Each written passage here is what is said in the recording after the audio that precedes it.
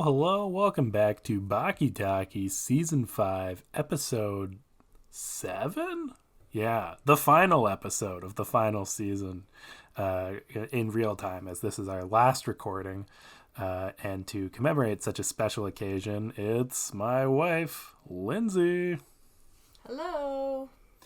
Thanks for coming on, Lindsay. I know you've been bored lately, not a lot to do, so figured we got a free evening tonight and we can record the podcast. Yeah. Anything interesting going on in your life? I'm about to give birth. Like, give us a time frame.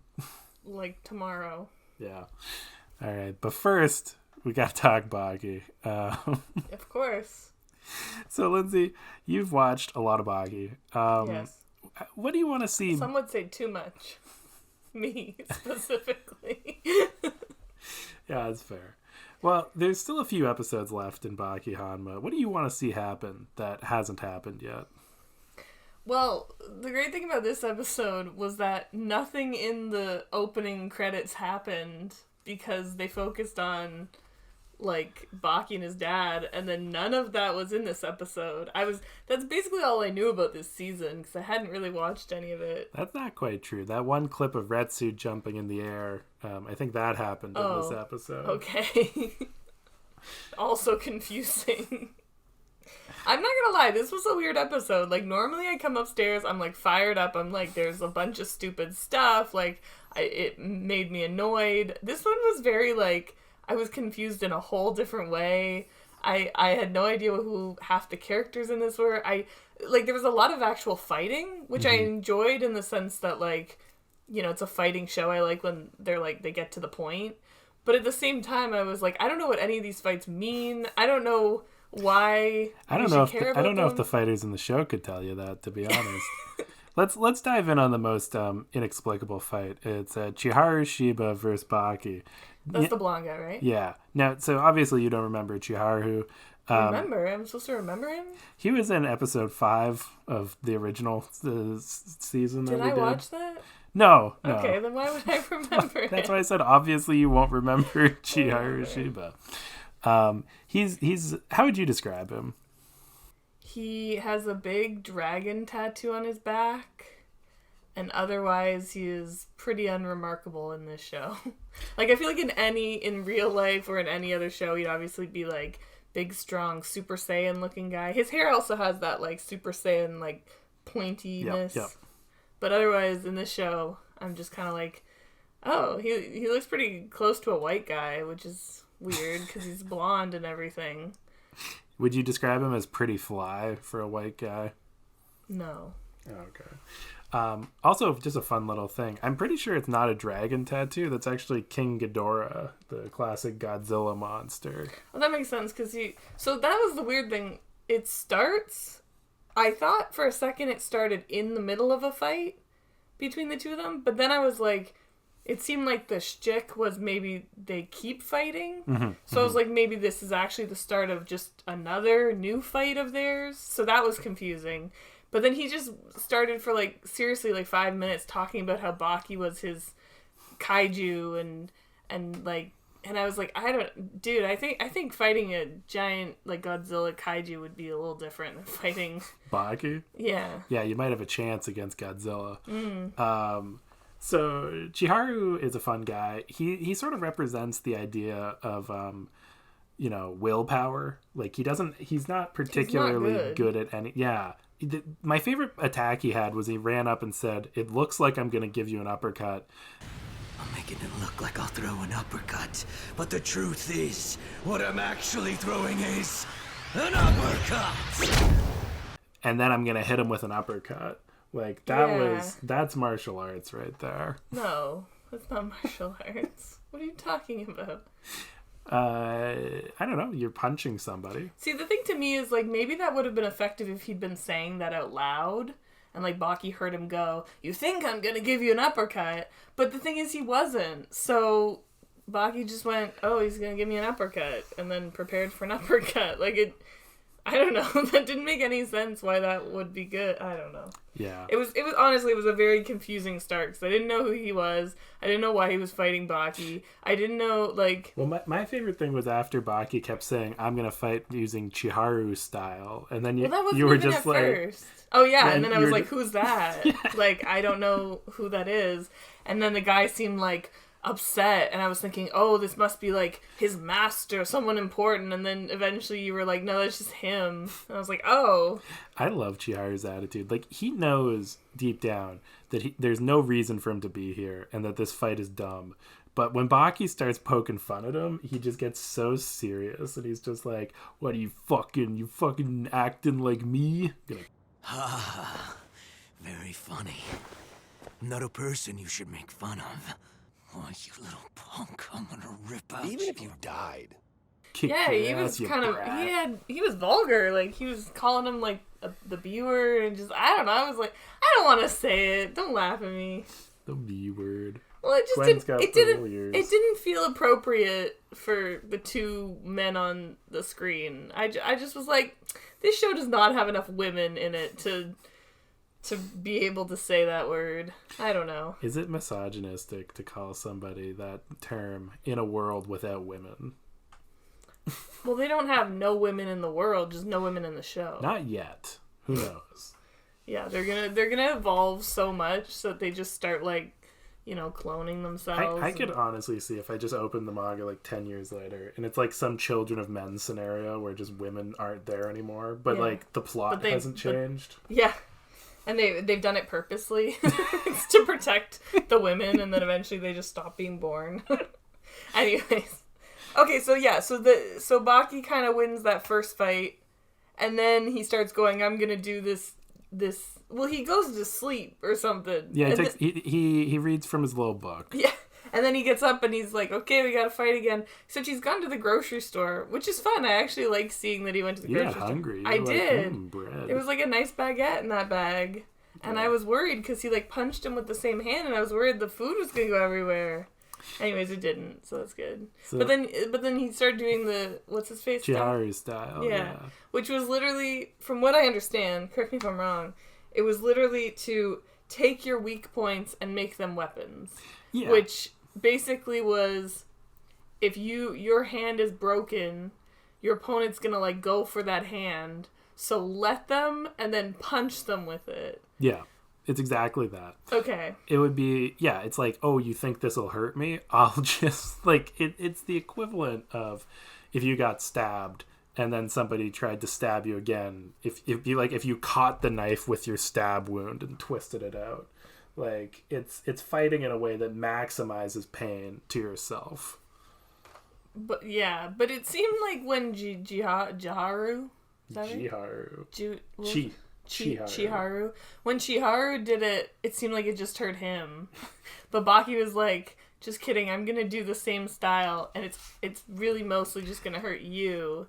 And so then he basically like broke his hand and his foot and whatever, and then he was like, oh, the ultimate not sore spot, the ultimate vulnerable spot. Vital spot. Vital spot is the eyes. Yeah. That was the only thing that made me annoyed, I will say, is that reference to, because he was saying, oh, if you go for my eyes, that's martial arts and that's not your style.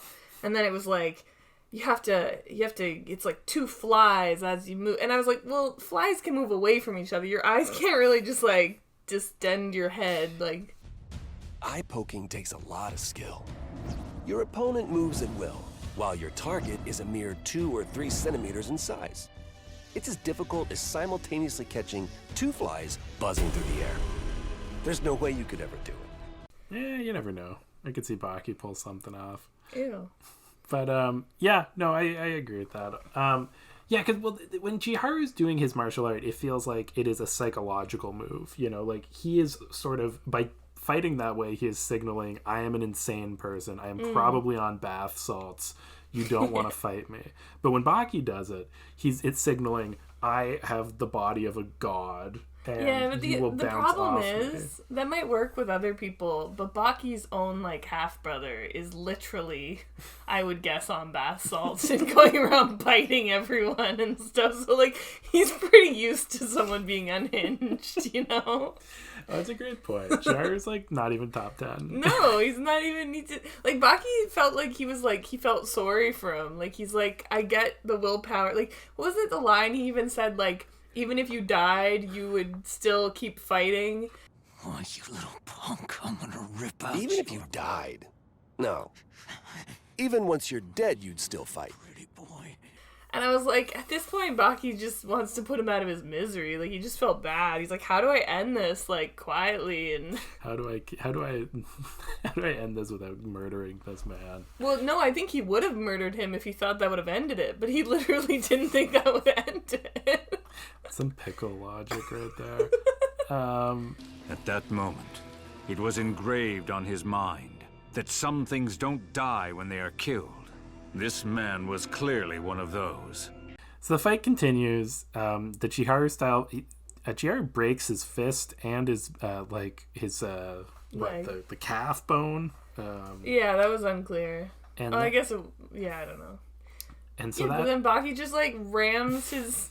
Jiharu pretends to put his two fingers out to stab him in the eye, but then again in his brain he goes, or the narrator I guess is like, he never had any intention of actually doing it. I'm like, what is this guy? Is this guy supposed to be some sort of like magician? Like he's like look over here, and I don't know. And then Baki just really fast slams his eyes and breaks his hand. Yeah. And then the fight's over. He used the cockroach dash. Are you Which I was like, what is that? And then you were like, oh, don't worry, they'll come back to it because they immediately jumped to Retsu. And then later on, sorry, can I jump ahead? Yeah. Later on, Baki's like icing his eyes and stuff, and he sees a cockroach and just like bows to him, and I'm like, that doesn't explain anything. The music they played was so ominous. So, editor Steve here. The audio of this scene's wild, but to describe the visual, it's just Baki chilling in his room as he bows down before a cockroach that wandered in.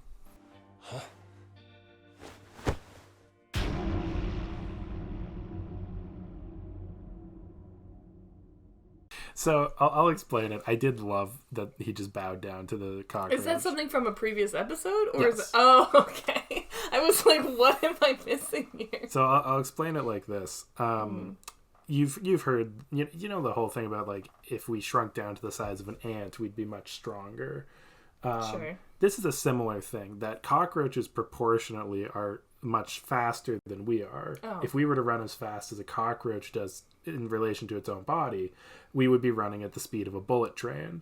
Which is what Baki did, because he didn't give him time to like pull the fingers and Yeah. punch Baki in the eyes. And the way Baki does this is that cockroaches don't have muscle fiber. They have liquid in their system. So Baki learned a technique where he pretends that he's made of liquid. And So he then, can run really fast. Yeah, exactly. Okay, Exactly. so it was a whole convoluted way to just be like, he ran really fast. Yeah. Okay. Alright. Speaking of running really fast, well, I guess we don't want to get to Usain Bolt yet. What?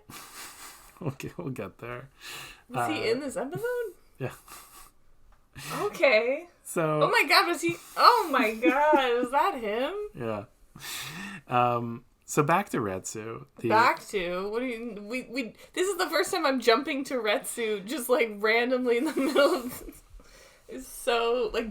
So he's also he's in the middle of a fight, right? Fighting the great Smokin' Joe. Which is why I both was confused and liked this episode, because we kind of jump right into these fights. No transition, just right into Retsu.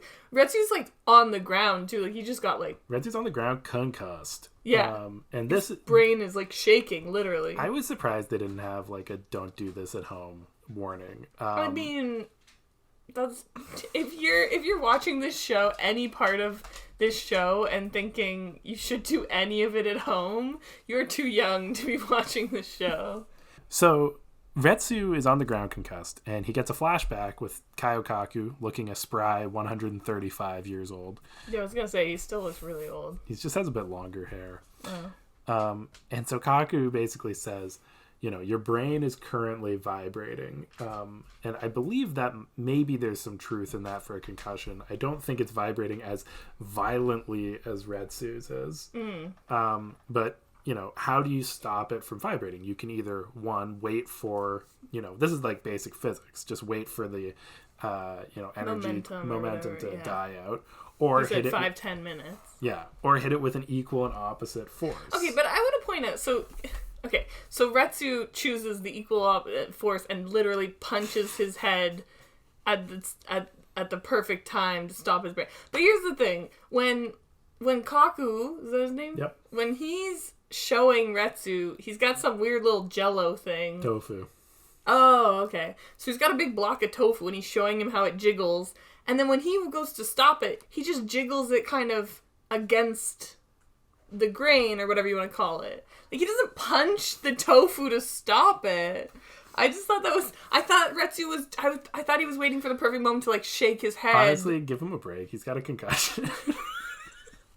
But then instead he just punches himself in the side of his head. Wow, like, that must have been the funniest thing for the audience, because the referee dude is, like, literally counting, and he's, like, at 8, 9, and this guy just punches himself and then leaps up and spins, like, on his, I was gonna say on his heel, but it's on his peg leg. Although, is it, like, metal now? Like, it's ballin'. What kind of peg leg does he have? It's insane. Combat peg leg. Honestly. So Retsu jumps back up, and right as he does, the fight basically ends Turns for the his way. round. Well, no. First we have a you're little right. conversation. Yeah. Retsu's little friend, who is it his manager or his more his coach. Oh, coach. I just call him his little friend because, like, this guy. Like, it was weird. He's never done one thing that Retsu's found useful until this. I did see when Retsu first met him at his gym. Yeah. I'd kind of seen him then. And you immediately were like, oh, this guy's the worst. And I started to defend him. I was like, oh, come on. Because, Retsu's like, give me some advice. And he's like, I don't even know what moves you're doing. How can I give you advice? And I was like, I think that's fair. I was like, that's pretty fair. And so I was kind of defending him to you. And then literally Retsu was like, just give me your advice, if it was just boxing.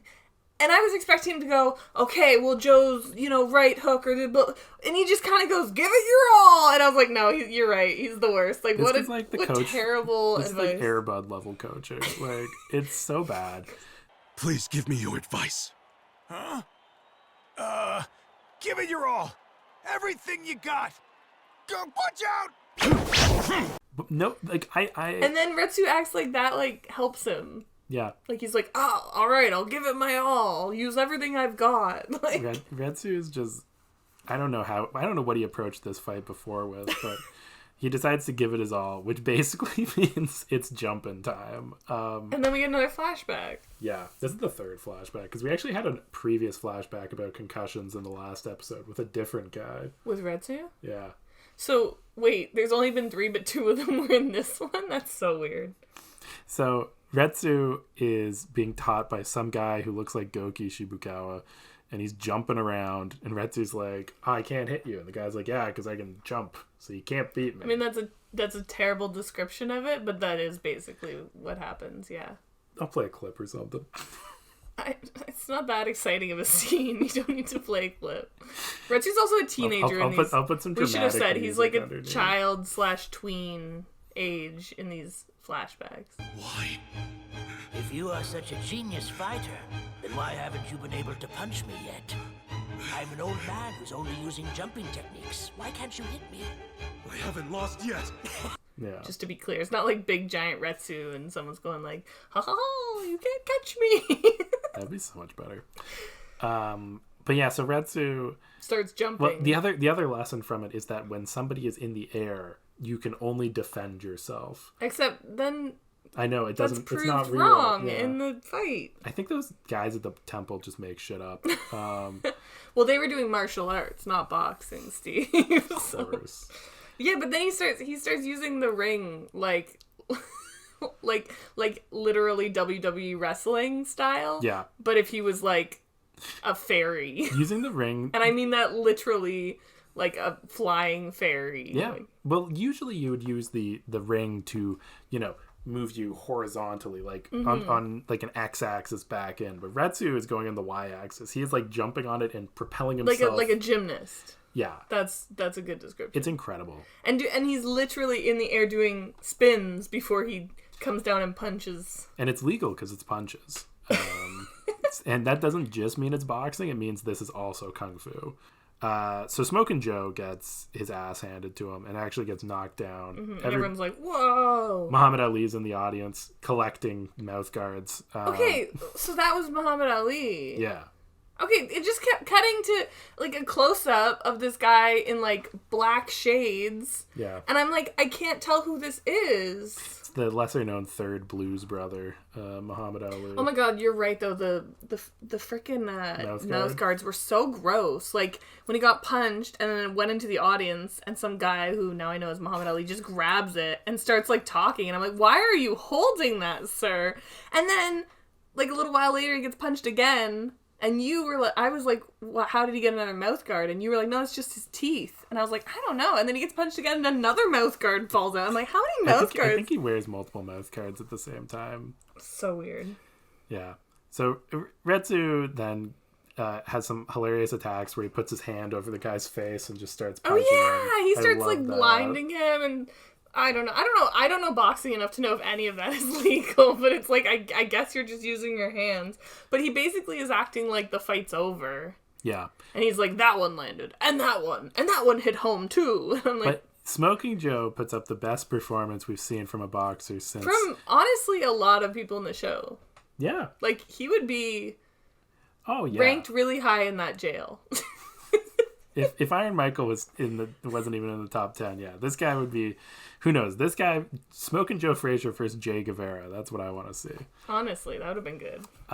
But Smokin' Joe, even though he's taken like 90 hits, he actually starts landing some back on Retsu, and the fight's pretty even. And the best one is when Retsu's like, what is the line where he goes, "In danger, take to the skies." Take to the skies. I don't know what he says. You'll have to put the clip, but it's that vibe. And he jumps up again, and then Smokin' Joe or whatever just punches him in the nuts. And I'm like, can you do that in boxing? I don't know. Danger. Into the air. Take to the skies. I guess if the guy jumps up high enough that, you know, you could argue I was going for his head, and then it's like, oh my god. Yeah. So we got the quote wrong, but I just have to say I have been quoting that line for days. Like, take to the skies. Just whenever something is going wrong, or if you are being raised up in any way, just the idea of like in a panic situation and just being take to the skies. I we were at the hospital giving birth. I don't know if we were both giving birth, but you know what I mean. And whenever Lindsay would be raised up on those hospital beds, I was just thinking, take to the skies. And oh my God, I just can't. So it forces Retsu to use his secret ultimate move. Do you want to describe it? Sure. He, in his boxing glove, so I mean it was confusing at first because literally it just showed us his hand in his boxing glove curling into a fist, and I was like, hold up, you haven't had your hands curled into a fist. But then it's clear after he punches him that he's put his middle finger slightly above thank you for that. He's put his middle finger slightly above the other ones to make like a point, and he's hitting, did they say a fulcrum or something on his face? It's something. Like a weird little point in between your nose and your mouth. And they were, and the narrator starts doing their dumb thing where they start going like, if you get hit there, you're done. You are paralyzed. Yeah, all your limbs get well, no, clearly you were right. It was temporary paralysis, because I was like, oh my God, don't kill him. But yeah, and he did that and then won. But then he felt all guilty, which I don't understand. Like, I was confused. He was like, oh, I was trying to save this secret move for another harder fight. And I'm like, but why? Like, I guess he thought it was cheating. I don't know. But then why save it for a harder fight? Great question. I don't know. But yeah, and then as everybody's cheering him on, we see who would be his harder fight. The champ comes out. His name was something Bolt. and I've learned that this guy is basically Usain Bolt if he were a boxer. Now, here's the worst part. So if you remember, the end of this season is after the credits, we get a press conference with Retsu talking about a boxing match. I had always the end of this season? Yeah, the end of the season. After I don't remember. I haven't, well, you weren't at the finale. We haven't seen it yet. So, I had You're spoiling things. I know, because the rest of the season we'll be talking about Yujiro and Baki. I had assumed that press conference was about this fight that we had just seen, because this is the last we see of Retsu. But what? But they actually off-screen his fight versus Usain Bolt and just have a little press conference about it. Wait, they don't... We'll never see that fight. And that's not an anime issue. The manga did that as well.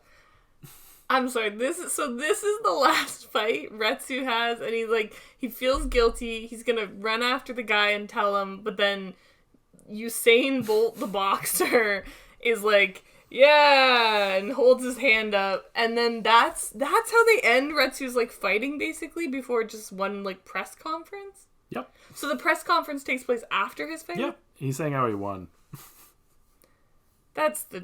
Well, now you've made me angry at the episode. That's just so stupid. Did he use his weird little trick finger again? I'm gonna have to rewatch, honestly. I gotta know. I barely connected the dots at the time. That's so ridiculous. This was, don't get me wrong, I actually quite enjoyed it. It was a silly but good fight and all that, but it's not it shouldn't be the end of the whole B-plot of the season. And what are we on, 7? Yeah. We're halfway through and you're telling me, oh my god. But the thing is, you look at the next few episodes, father-son dining, the biggest father-son fight in history, son-father, and taste of dad. That's why I was confused, because until you put it on, I didn't know which episode you were going to have me do. So I was expecting it to be Yujiro and Baki, because I've been catching glimpses of that. But so then to have these random things, these people coming up, was very confusing, yeah. Yeah, Chiharu is a fun addition to a season that doesn't... Well, then we haven't even talked about the last scene. Yes, let's go back to... Who was this other person? You were saying his name. Oh, that's Hanayama. He's not wearing his mafioso suit, but that's Kaoru Hanayama. Is that the other teenager guy? Yeah, the Yakuza. Okay, okay. So, do you want to just explain how this scene conversation went? This is how we end the episode. I can try, but honestly, I was very, very confused. So it's this guy, mafioso man, and Hanayama. Right, and Chiharu. Yeah. And so Chiharu's got his hands wrapped up in casts and everything, and they're just having this conversation in a nice little living room, maybe, unclear.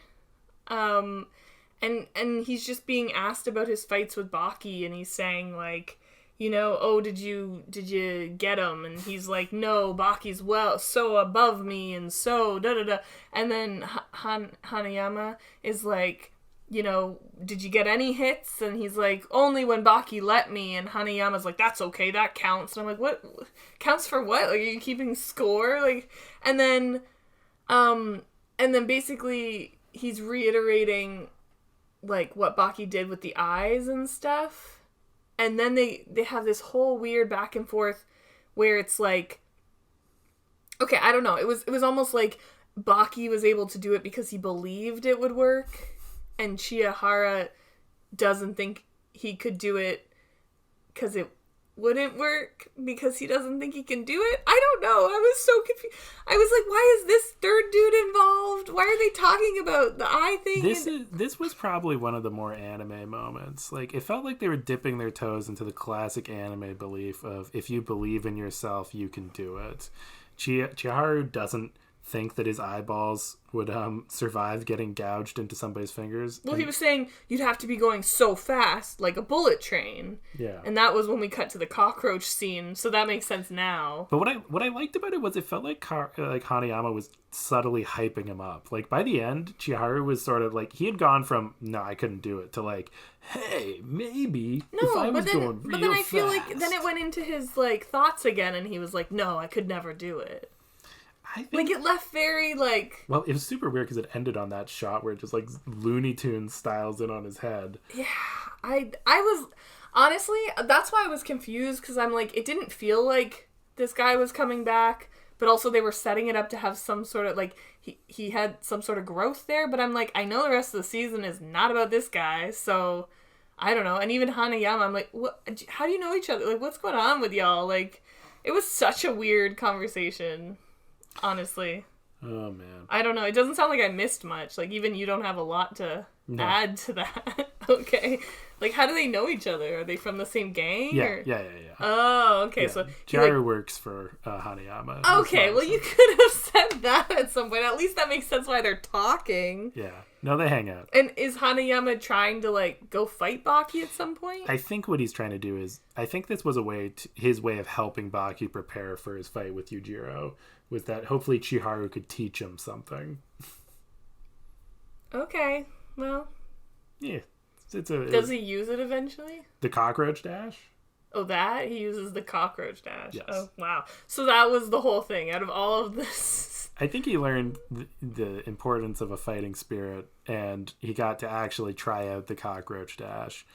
I guess this fighting spirit actually is a good thing for Baki, because one of the, like, things in this anime from the beginning has been Baki's very, like, nonchalant.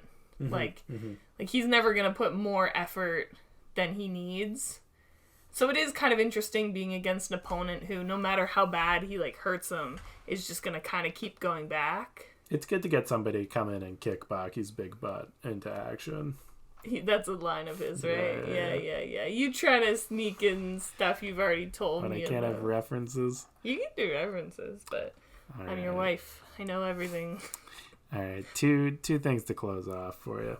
First off, you've watched a lot of Baki. You must be a huge fan. Do you think that the show's gotten better over time? I'm gonna say yes, because one, we're actually following Baki, which I think is important to have some sort of character to follow in these. Like, the first season just started so abruptly, and we barely ever saw Baki. Yeah. And just having kind of, you know, a vibe from every season, it's like, okay, we're actually following Baki's journey and all that jazz, which is better. But no, also in the sense that it's still ridiculous. Okay. Fair enough. Second thing, I've been doing a bunch of recommendations this season, and I'll throw one in when I edit this. Do you have any recommendations, things for people to watch? Like animes? If you want. Why? It could be anything. It could be The Traders. No, I wouldn't recommend The Traders. I would recommend the other one, the other Netflix one.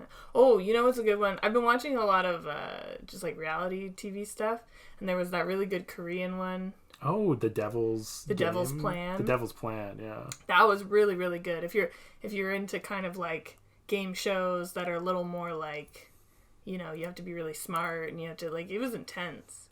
I love the caliber of the players on that game. Yeah. Like, it was, I don't know why. Well, because I watch a lot of Big Brother, too, and that's usually just, like, a bunch of schmucks, you know what I mean? It's just, like, random people.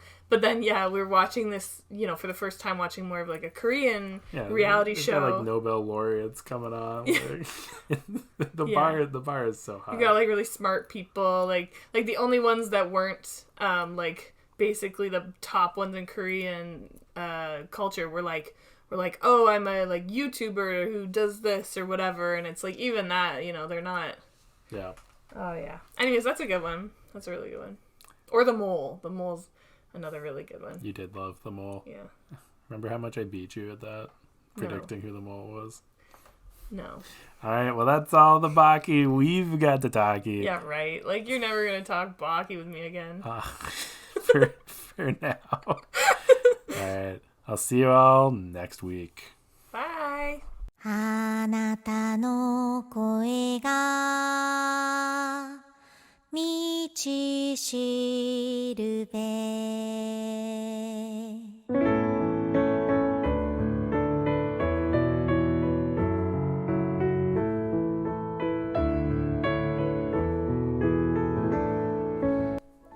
Hey, it's editor Steve. If you didn't catch it, I'm a dad now.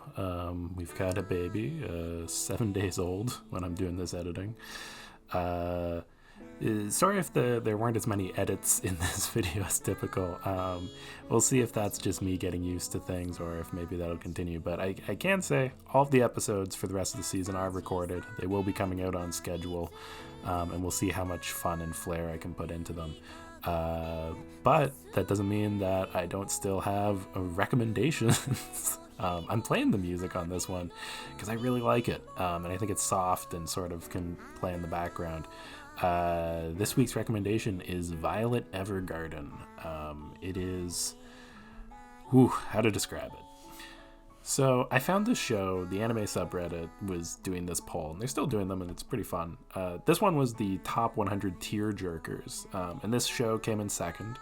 And let me tell you, I'm not going to watch the show in first because I don't want to be more sad than I was watching this show. Emotions are a really important part of this concept. It's Violet Evergarden, the titular character, is basically a young teenager coming out of war trauma and who basically just doesn't have emotions. And sort of throughout the course of the show, she sort of learns how to feel in ways that she hasn't before. I don't want to give too much away, and I think that this is a show that there's an overarching plot which is good, but its strength is that sometimes it gets very episodic. Violet will go somewhere and nobody else from the cast is there. It's just her and a new group. Sort of makes me think of Doctor Who a little bit. It's set in a fictional sort of post World War I type of world, and I quite liked it. I am just going to say here, this is not like the perfect show. It's an adaptation of a light novel, which I assume was made for maybe a younger audience, because there's some silly stuff in here. Like, it's the anime treats it like it's Oscar bait, but then you have details where it's just like, why was this 10-year-old fighting in the war? And in the goofier source material, and I say goofy, but I guess I mean just sort of more absurd source material, like she's fighting with a battle axe and in World War I. And so they drop all of that ridiculous stuff, but then you're just sort of left with like, well, why was this 10-year-old fighting in the war? I guess she was good at it. I don't know. So it's not like the perfect show. And that's why I sort of lean into the episodicness. I think that some of the episodes hit incredibly hard and are worth it. And the rest of the show is good too. But I'm not going to come out here and say that this is like a 10 out of 10 perfect show.